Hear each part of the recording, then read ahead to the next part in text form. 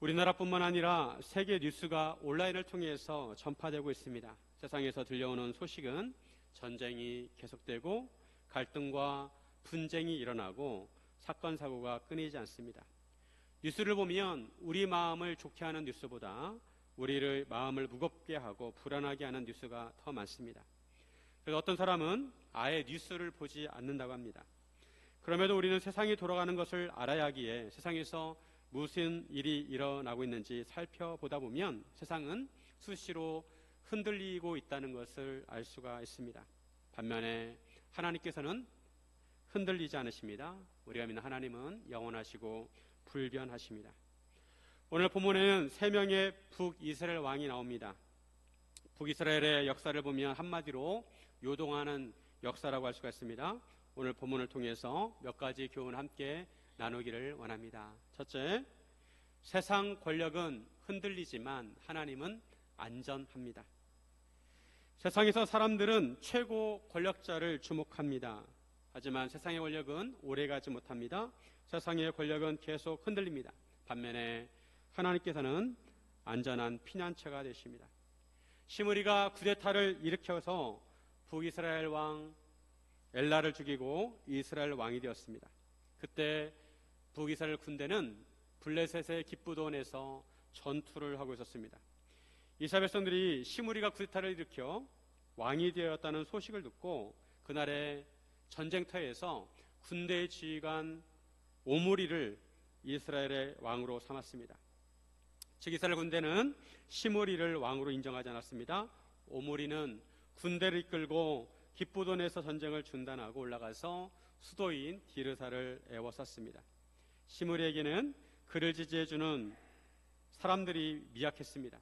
시므리는 성읍이 함락된 것을 보고 왕궁 요새에 들어가서 불을 지르고 그 가운데에서 죽게 됩니다. 이름이 생소하죠? 시므리, 오므리 다 북이스라엘 왕들입니다. 시므리의 세상은 7일 천하였습니다. 우리나라 역사에도 갑신정변을 3일 천하라고 합니다. 김옥균 등 괴화파가 정변을 일으켰는데 3일 만에 끝나게 되었습니다. 아무리 좋은 이상적인 나라를 만들려는 생각이 있다 하더라도 그것을 실현할 수 있는 능력과 힘이 없다면 금방 사그라들고 실패하게 되었습니다. 시므리는 쿠데타를 일으켜서 정권을 장악하는 데 성공했습니다. 하지만 그것을 오랫동안 지속할 수 있는 힘이 없었습니다. 한편 성경에서 이런 시므리의 7일 천하에 대해서 이렇게 말씀하고 있습니다. 19절에 보시면 이는 그가 여호와 보시기에 악을 행하여 범죄하였기 때문이니라. 그가 여로보암의 길로 행하며 그가 이스라엘에게 죄를 범하게 한 그 죄 중에 행하였더라. 시므리가 여호와 보시기에 악을 행하였다고 말씀합니다. 그는 단지 7일 동안만 왕위에 있었습니다. 이 7일 동안 그가 무슨 일을 할 수가 있었을까요? 어떤 정책을 피거나 또 어떤 일을 하기에는 부족한 시간입니다. 짧은 시간입니다. 하지만 시므리가 이전부터 살아온 것들을 보면 그는 여로보암의 죄에서 떠나지 않았다는 것입니다.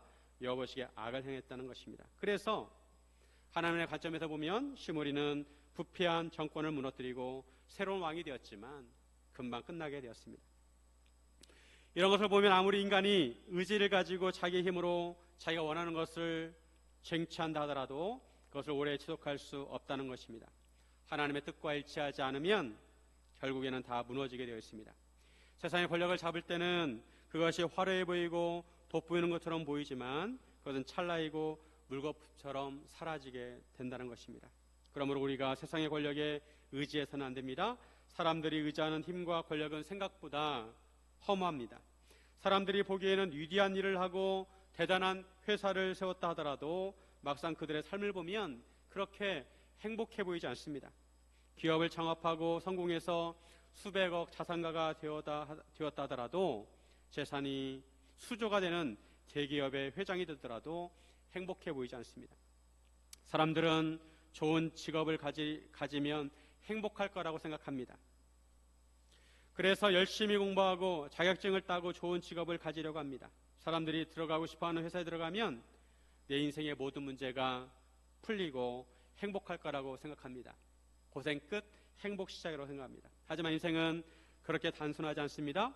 우리가 어떤 직장에 다니고 우리의 재산이 얼마나 되고 사람들로부터 인정을 받는다 하더라도 그것이 우리의 행복을 결정하지 않습니다. 그러면 우리 행복은 어디에서 오는 걸까요? 우리가 행복한 인생을 살려면 어떻게 해야 할까요? 예수님께서 광야에서 40일 동안 금식할 때 마귀가 예수님을 시험합니다. 마귀가 예수님을 높은 산 꼭대기에 데려가서 천하만국과 그 영광을 보여주면서 말합니다. 만일 내가 내게 엎드려서 절하면 이 천국과 천하만국과 그 영광을 다 주겠다고 합니다. 이 모든 것을 너에게 다 주겠다고 합니다. 그때 예수님께서 뭐라고 하셨습니까? 이스라엘 가면 유대 광야 끝자락에 시험산이 있습니다. 시험산. 이렇게 흙으로 된 풀이 나무가 거의 없는 흙으로 된 그런 붉은 산인데 그 시내산에서 내려다보면 그 시험산이라고 하는데 예수님이 시험을 받았다고 해서 시험산이라고 하는데 그 시험산에서 내려다보면 여리고가 보입니다. 여리고에는 거기는 따뜻한 지역이라서 헤롯 대왕이 별장을 지어놓고 겨울말 되면 그곳에 가서 지냈습니다. 그래서 예수님에게 그 헤롯의 별장을 보여주면서 말하는 것입니다. 나에게 절만하면 내가 세상의 모든 것을 주겠다고 하였습니다. 그때 예수님께서 이렇게 말씀하십니다. 마태복음 4장 10절에 같이 한번 읽습니다. 이에 예수께서 말씀하시되 사탄아 물러가라 기록되었으되 주 너희 하나님께 경배하고 다만 그를 섬기라 하였느니라. 하나님께서 하시는 말씀이 다만 하나님께 경배하고 하나님을 섬기라고 말씀합니다. 이 말씀의 의미가 무엇일까요? 우리가 세상의 권력을 얻고 세상의 부귀영화를 얻는다 하더라도 거기에 행복이 없다는 것입니다. 사람들은 세상의 그 화려한 천하 만국을 바라보며 그 영광을 보며 살아갑니다. 하지만 거기는 행복이 없다는 것입니다. 물론 잠시 행복할 수는 있습니다. 새 집에 이사를 가더라도 한 달은 행복할 수 있습니다. 하지만 오래 살면 무뎌집니다. 인간 행복은 인간의 소유에 있는 것이 아니라 존재에 있습니다. 우리가 하나님과 어떤 관계를 맺냐에 따라 달려 있습니다. 예수님께서는 하나님을 경배하고 다만 하나님을 섬기라고 하셨습니다. 이 말씀은 하나님과 관계를 잘 맺으라는 것입니다. 하나님과 올바른 관계를 맺고 하나님과 교제하다 보면 거기에서 행복이 있다는 것입니다. 피조물로서 창조주신 하나님을 당연히 경배합니다. 그리고 창조 목적에 맞게 하나님을 나의 주인으로 인정하고 섬겨합니다. 하나님을 사랑해야 합니다. 그럴 때 우리는 행복할 수 있습니다. 우리가 하나님을 알아가고 하나님과 교제할 때 영적인 기쁨이 있습니다. 하나님께서는 영원하시고 인자하시고 사랑이 많으십니다. 하나님과 교제하면 하나님께 이런 것들을 체험하게 하십니다.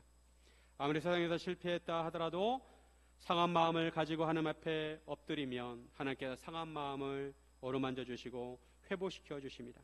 우리의 마음과 생각을 바꾸어야 합니다. 내가 이루지 못한 것이나 갖지 못한 것으로 인해서 내 마음의 불평과 불만을 늘어놓는 것이 아니라 매일 하나님과 교제하면서 하나님께서 주신 것에 감사해야 합니다. 요즘 가끔 보면 날씨가 아주 좋습니다. 햇살도 좋고 바람도 선선할 때가 있습니다. 파란 하늘과 푸른 산과 들을 보면서 눈이 시원해집니다. 그리고 우리가 믿음의 사람들과 교제하다 보면 우리 마음에 기쁨이 있습니다. 그 사람도 하나님께서 만드신 사람입니다. 목사님들과 교제할 시간이 있었는데 오랫동안 목회하신 선배 목사님들의 고백을 들은 적이 있습니다. 개척을 해서 코로나 기간에 교회를 지었다고 합니다. 상가에서 예배를 드리다가 단독 건물을 지어가지고 거기서 이제 예배를 드리게 되었습니다. 목회에 있어서 아주 큰 일을 한 것입니다. 그런데 그 목사님께 하신 말씀이 자기가 건축을 이렇게 해놓는데도 마음에 기쁨이 없다는 거예요. 마음에. 개척교회의 꿈 아닙니까? 단독 건물을 갖는 것이. 마음에 기쁨이 없고 하나님과 교제할 때 그때 행복하다는 고백을 하였습니다. 아무리 큰 목회를 하고 위대한 일을 하더라도 하나님과 아무런 관계가 없고 하나님께서 인정하지 않으시면 아무런 소용이 없습니다. 반면에 세상에서 실패하다 하더라도 하나님 앞에 가만히 나아가서 하나님 앞에 찬양하고 하나님을 찬양하고 하나님의 말씀을 듣는 것이 우리 영혼을 기쁘게 하고 행복하게 합니다. 그러므로 우리의 인생의 목표를 정할 때 큰 일을 이루는 것을 목표로 정하는 것도 좋지만 하나님과 하루하루 교제하는 것을 목표로 정하시기 바랍니다. 하루 동안 하나님과 교제한 날은 성공한 날입니다. 매일 내가 하나님의 자녀이고 예수님의 제자라는 것을 상기하면서 하나님과 교제할 때 하나님께서 우리 영혼을 어루만져 주십니다. 사랑하는 여러분, 인생의 행복이 하나님께 있다는 것을 믿으시기를 주님의 이름으로 축원드립니다. 둘째, 사람의 시선이 아니라 하나님의 시선을 의식해야 합니다. 같은 그림을 보더라도 사람마다 평가가 다릅니다. 어떤 사람은 같은 그림을 보고도 전혀 감흥을 느끼지 못하는데 전문가는 딱 그걸 보면서 아주 대단한 그림이라고 감탄을 합니다. 보는 눈이 다르기 때문입니다. 마찬가지로 우리 인생을 볼 때도 사람이 보는 것과 하나님께 보시는 각도가 시점이 다릅니다. 우리는 사람의 눈이 아니라 하나님의 눈에 인정받는 삶을 살아야 합니다. 군대를 이끈 오므리가 시므리를 몰아내고 북이스라엘 왕이 되었습니다. 그런데 그때 이스라엘 백성이 둘로 나뉘어서 그 절반은 기나세 아들 디브니를 따랐습니다. 절반은 디브니, 절반은 오므리를 따랐습니다. 즉 북이스라엘에서 내전이 일어나게 되었습니다. 서로 권력을 차지하려고 두 세력이 다투게 되었습니다. 디브니와 오므리 사이의 싸움이 얼마나 지속되었는지 나와 있지 않지만 약 3년에서 5년 정도 지속된 것으로 보입니다. 마침내 오므리를 따르는 백성이 디브니를 따르는 백성을 이기게 되었습니다. 디브니가 죽고 오므리가 왕이 되었습니다. 오므리가 북이스라엘 왕이 되어서 12년 동안 통치를 했는데 6년은 디르사에서 다스렸습니다. 오므리가 한 일은 은 2달란트로 세멜에게서 사마리아 산을 사서 사마리아 산 위에 성읍을 건축한 것입니다. 그 성읍 이름을 산 주인이었던 세멜의 이름을 따서 사마리아라고 지었습니다. 북이스라엘은 처음에 세겜을 수도로 삼았다가 그 다음에 디르사, 그 다음에 사마리아를 수도로 삼았습니다. 성경에는 사마리아 성읍과 사마리아 지역이 나옵니다. 사마리아 성읍은 사마리아 산 위에 건축된 성읍을 말하고 사마리아 지역은 우리나라 경기도 충청도처럼 넓은 지역을 가리키는 말입니다. 예수님께서 찾아가신 사마리아 여인은 사마리아 성읍에 살았던 것이 아니라 사마리아 지역에 있는 수가성에 살고 있었습니다. 지금도 사마리아 산에 올라가면 사마리아 성읍에 유적이 남아 있습니다. 건물이나 이런 것들은 아예 없고 흔적만 남아 있습니다. 산 위에서 보면 주변이 시원하게 내려다 보입니다.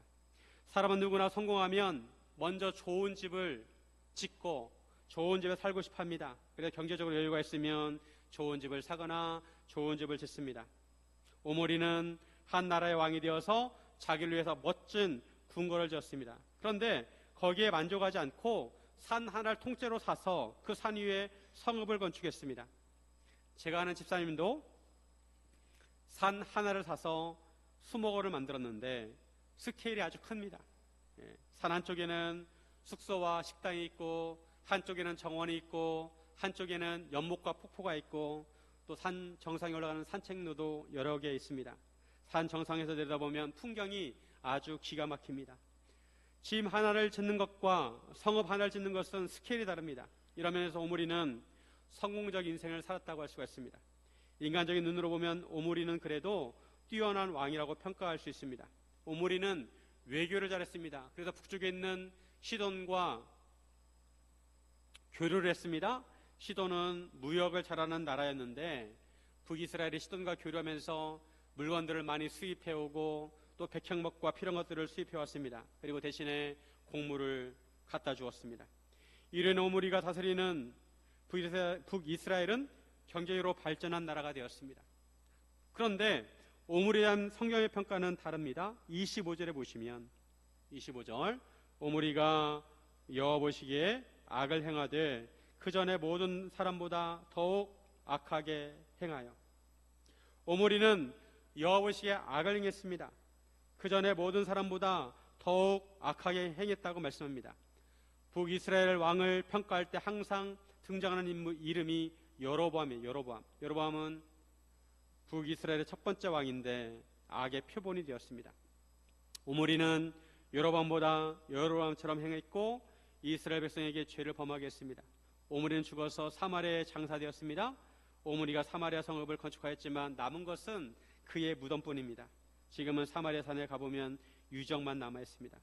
이런 것을 보면 인생 무상을 느낍니다. 아무리 인생을 화려하게 살았다 하더라도 그가 죽으면 흔적만 남습니다. 하나님께서 인정하지 않는 인생은 아무 소용이 없습니다. 알렉산더 대왕도 젊은 나이에 세계를 정복했습니다. 30살쯤에 일찍 죽었습니다. 죽으면서 자기 관 옆에 구멍을 뚫어가지고 자기 손을 내밀게 해달라고 유언을 남겼습니다. 즉 죽어서 빈손으로 간다는 것입니다. 가져가는 것이 아무것도 없다는 것입니다. 반면에 세상적으로 성공하지 못하더라도 하나님께서 인정하시는 삶이 있습니다. 히브리서 11장 5절에 같이 한번 있습니다. 믿음으로 에녹은 죽음을 보지 않고 옮겨졌으니 하나님이 그를 옮기심으로 다시 보이지 아니하였느니라. 그는 옮겨지기 전에 하나님을 기쁘시게 하는 자라 하는 증거를 받았느니라. 성경에 보면 에녹에 대한 내용이 많지 않습니다. 창세기에 보면 에녹은 65세에 무두셀라를 낳았고 300년 동안 하나님과 동행했다고 말씀합니다. 365살을 살았는데 그때 하나님께서 그를 데려가셨습니다. 에녹은 왕도 아니었고 큰 업적을 이루지도 않았고 또 거대한 성을 건축하지도 않았습니다. 그러나 하나님께서 에녹의 삶을 기뻐하셨습니다. 구체적으로 에녹이 하나님과 어떻게 동행했는지는 알 수가 없지만 하나님께서 평소에 그를 인정하시고 에녹이 하나님을 기쁘시게 하였습니다. 가끔 동창회를 하거나 동창들을 만나면 오랜만에 친구들의 소식을 듣습니다. 어떤 친구는 뭘 했고 또 어떻게 살고 있다고. 세상 사람들은 당신은 무엇을 이루었습니까? 무엇을 가지고 있습니까를 묻지만 하나님께서는 너는 어떻게 살았느냐고 물으십니다. 사람들은 이력서를 보지만 하나님께서는 마음의 중심을 보십니다. 우리가 인생을 살면서 세상의 눈치를 많이 봅니다. 우리는 사람들의 칭찬에 민감합니다. 직장에서 인정받고 싶고 사람들에게 좋은 평가를 받고 싶합니다. 댓글에 민감하고 사람들의 평판에 민감합니다. 물론 그것이 잘못은 아닙니다. 그러나 그보다 더 중요한 질문이 있습니다. 그것은 하나님께 나를 어떻게 보시는가입니다. 하나님이 나를 어떻게 보시는가. 이런 것을 생각하면 우리는 주님 앞에 겸손할 수밖에 없습니다. 나는 예수님께 인정받는다고 평소에 나 스스로 생각했는데 막상 예수님 앞에 갔는데 예수님께서 하시는 말씀이 내가 너를 모른다. 그렇게 말씀하시면 그만큼 낭패가 없습니다. 예수님께서 주여 주여 한다고 다 천국에 들어가는 것이 아니라 하나님 아버지 뜻대로 행하는 자라야 들어간다고 하셨습니다. 사람들이 우리가 주의 이름으로 선지자 노릇도 하고 주의 이름으로 귀신도 쫓아내고 주의 이름으로 많은 권능을 행하지 아니했습니까? 라고 하지만 그때 예수님께서 그들에게 분명히 말씀하시기를 내가 너희를 도무지 알지 못하니 불법을 행한 자들아 내게서 떠나가라고 하신다는 것입니다. 어떻게 해야 예수님께 인정하시는 삶을 살 수가 있을까요? 예수님께서는 그의 열매를 보고 그 사람을 안다고 하셨습니다. 아름다운 열매를 맺어야 한다고 하셨습니다. 그렇지 않으면 불에 던져질 것이라고 하셨습니다. 좋은 열매를 맺으려면 좋은 나무가 되어야 합니다. 우리가 어떻게 해야 좋은 나무가 될 수가 있을까요? 좋은 열매는 무엇을 의미할까요? 사도행전에 보면 욥바에 다비다라는 여제자가 있었습니다. 도르가라고도 했습니다. 이 여제자는 다비다는 굳이 않은 일과 선행을 심히 많이 했습니다. 다비다가 죽자 사람들이 그의 시체를 닦아가지고 다락에 올려놓습니다. 그리고 욥바에 가까운 룻다에 베드로가 있다는 소식을 듣고 베드로를 데려옵니다. 베드로가 가보니까 과부들이 울면서 다비다가 평소에 지어준 겉옷과 속옷을 보여줍니다. 그 당시에 옷이 귀했기 때문에 경제활동을 할 수 없는 과부들이 옷을 구할 수 없으니까 그들을 위해서 다비다가 손수 옷을 지어주었던 것입니다. 베드로가 기도하면서 다비다야 일어나라고 하자 그가 일어나 앉았습니다. 내가 죽었을 때 누군가 내가 지어준 옷을 보여주면서 꼭 옷이 아니더라도 나로 인해서 은혜 받은 것을 말한다면 그것이 삶의 열매가 아닐까 생각합니다. 내가 죽었을 때 나와 교제했던 믿음의 친구들이, 믿음의 교육자들이 있다면 그것이 삶의 열매가 아닐까 생각합니다.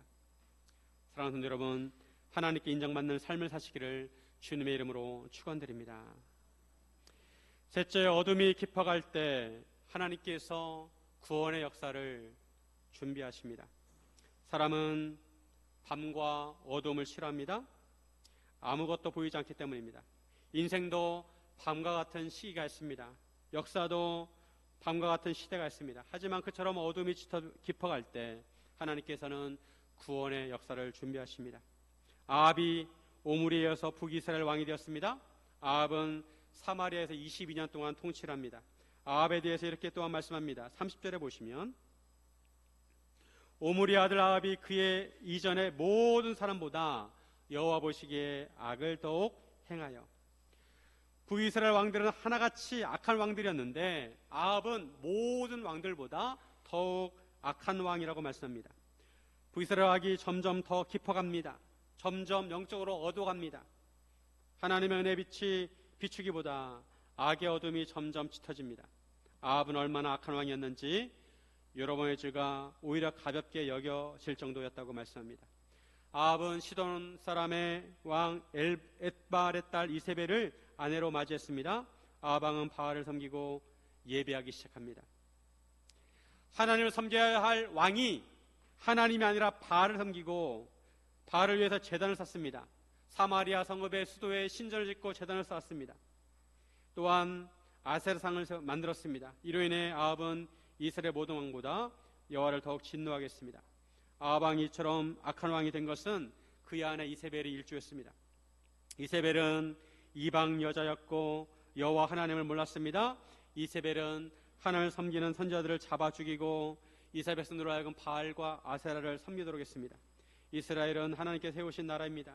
이스라엘 백성이 하나님을 섬기기로 언약을 맺었기에 하나님께서 그들을 가나안 땅으로 인도하신 것입니다.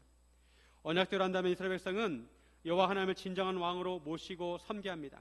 그런데 애초부터 여로보암은 백성들을 잘못된 방법으로 인도했습니다. 금송아지를 하나님으로 섬기라고 했습니다. 그런데 아합왕은 아합왕 때에 이르러서 하나님을 섬기는 선지자의 씨를 말리려고 했습니다. 아예 대놓고 이방신을 섬기는 나라가 되었습니다.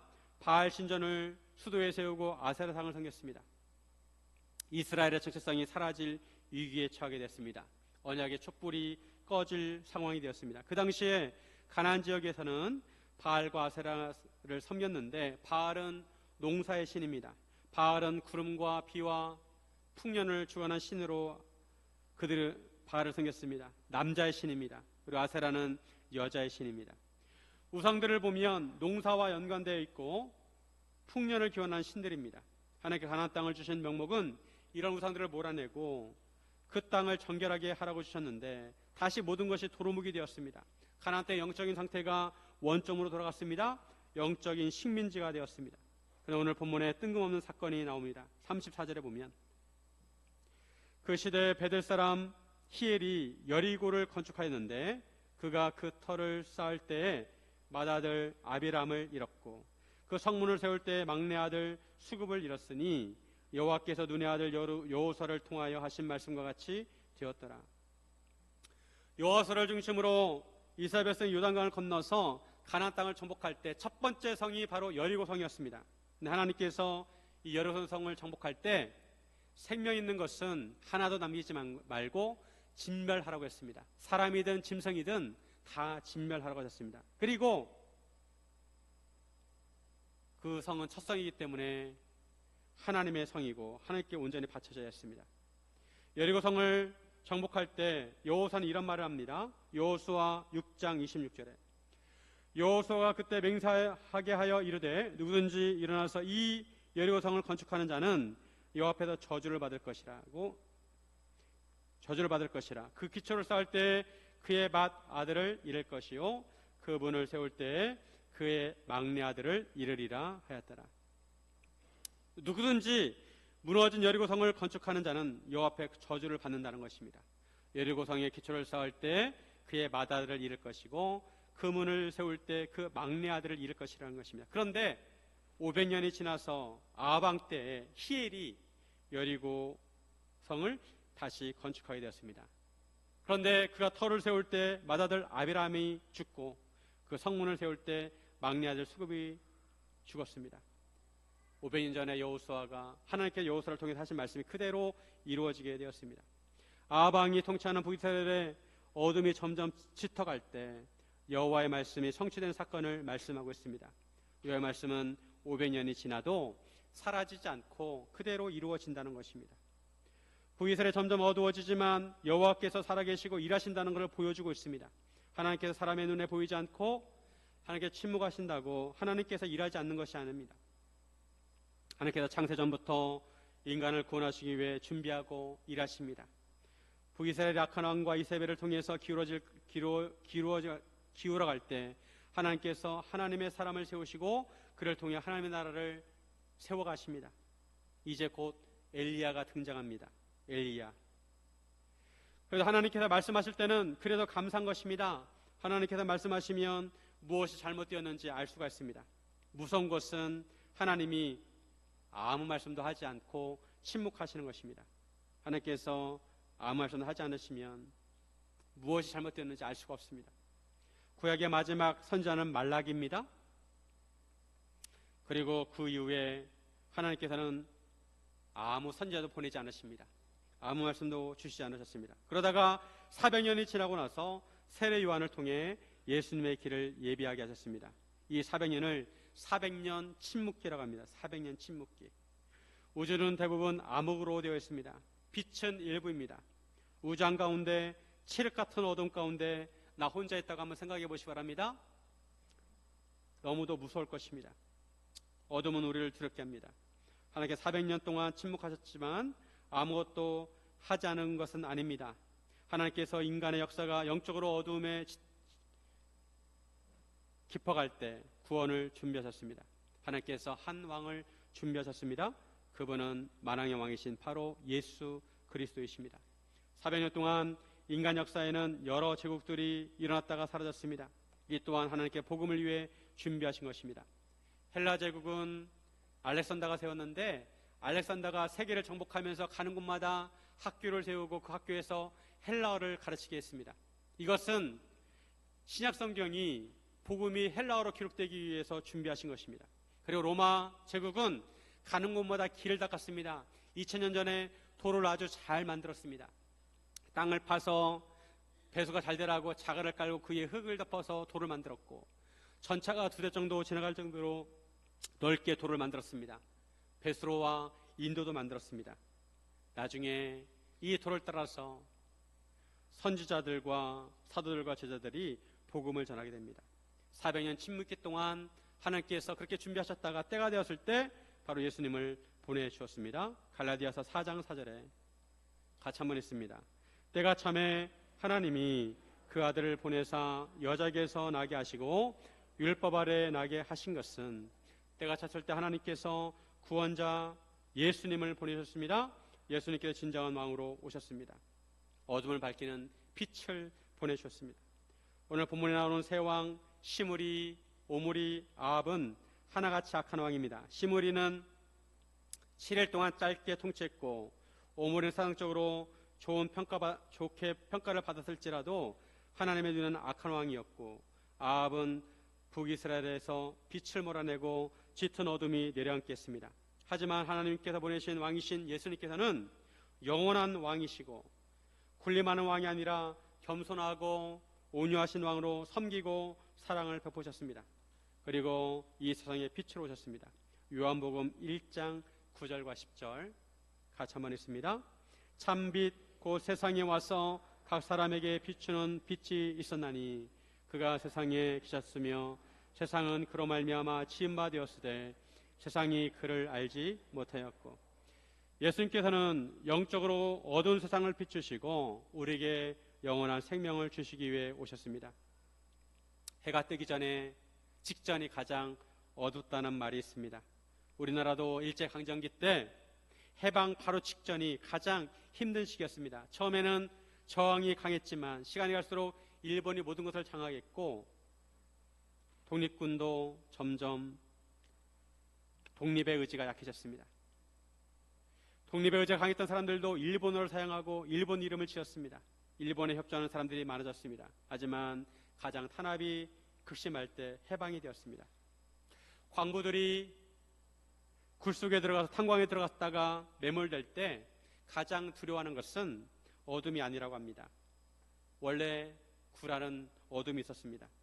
정말 두려운 것은 구조대가 포기했다고 생각하는 순간이라고 합니다. 아무 소리도 들리지 않습니다. 이제 구조대가 우리를 포기했구나, 그렇게 생각하는 순간 가장 두렵다고 합니다. 하지만 아무 소리가 들리지 않아도 구조는 여전히 땅을 파고 있습니다.